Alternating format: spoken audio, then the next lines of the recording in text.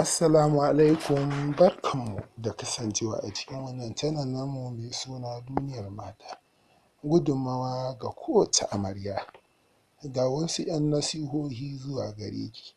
Da farko, ki gode ma Allah bisa wannan babbar ni'ima da ya yi miki.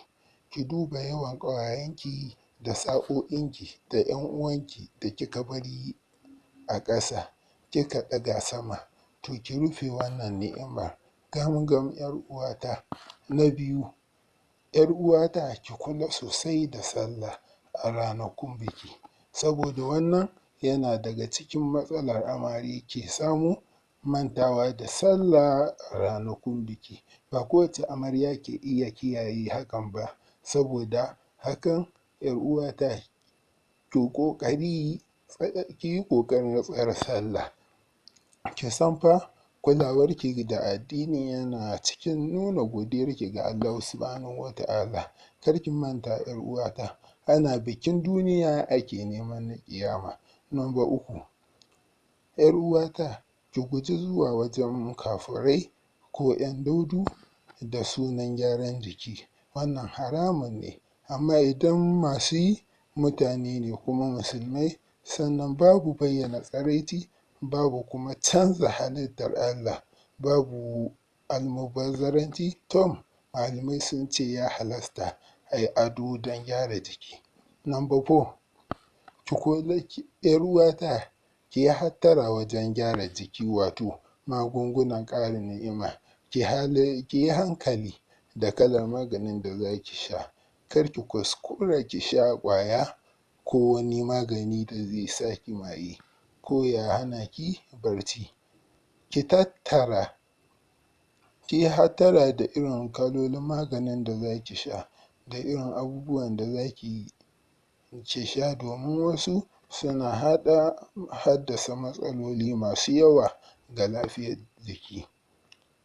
Akwai magungunan da ke cutar da mata da yawa. Akwai magungunan da ke jawo wa mace illoli masu yawa. Kin san su ne domin ƙarin ni'ima, amma sai kuma ta ɗauke. Kin ga wannan babbar matsala ce. Ina mai ba ki shawara waɗannan abubuwa ki bar su. Ki sani cewa 'yar uwata ki lazumci tsarki da ruwan ɗumi, domin tsarki da ruwan ɗumi 'yar uwata ba ƙaramar fa'ida ne da shi ba. Ki sani shi kaɗai idan kika riƙe za ki sha mamaki yanda ni'imarki za ta zauna, sannan ki kasance cikin cin 'ya'yan itatuwa kamar su kankana, ayaba, sannan ki ringa cin dabino da zuma ko dabino da kwakwa, shi ma wani babban sirri ne 'yar uwata. Sannan ki rinƙa cin abinci mai kyau kuma ki sha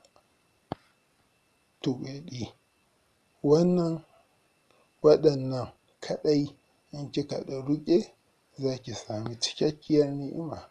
Duk abin da kike nema, ki san in har kika saɓa ma kanki da shaye-shayen magungunan ƙara ni'ima da ake sayarwa, to ki san nan gaba za su kashe miki duk wata ni'ima, kuma za su dame ki, kuma za ki zama 'yar maye ta wannan ɓangare.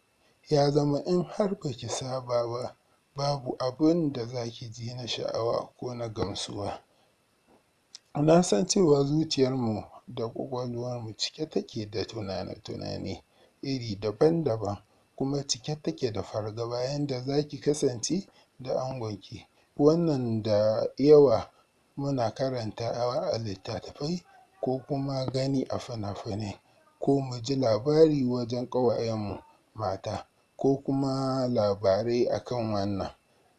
Shawarata gare ki, ki natsu, ki kwantar da hankalinki, ki jefar da waɗannan shira ko abin da kika karanta ko abubuwan da ƙawaye ke ba ki labari, ko wanda kika kalla a fina-finai ko a labari, duk ki jefar da su gefe ɗaya. 'Yar uwata, ki sani yanzu rayuwa ta gaskiya za ki fuskanta. Shawaran ita ce ki nuna juriya da ƙwarewa da wayewa ga mijinki. Ki yi amfani da iliminki da wayewarki da ilimin da kika ɗan sani ta fannin mu'amala. Ki taimaki mijinki ku sami nasara a wannan rayuwa ta auratayya. Ki sani shi aure shi ne zai zama babbar nasararki da jin daɗinki da farin cikinki da samun cikakkiyar nutsuwa a rayuwa. 'Yar uwata, kada hankalinki ya tashi idan an samu matsala a wannan rana. Misali, ki nutsu ki san wannan duk ba wani matsala ba ne. Ki kasance jaruma mai ƙarfin hali. Kada ki rinƙa razana da saurin fita daga gida don kin ji wani motsi ko kin ga wani duhu a cikin gidanki ki ce aljani ne. A'a, kaɗaici da rashin sabo da canjin yanayi wajen zama yakan kawo wannan a ɗakin kwana. Shi kenan sai ya wuce, amma in kika kike biye ma camfe-camfe sai ki ga ƙarshe zaman gida na neman gagararki. Don haka ki natsu sosai 'yar uwata.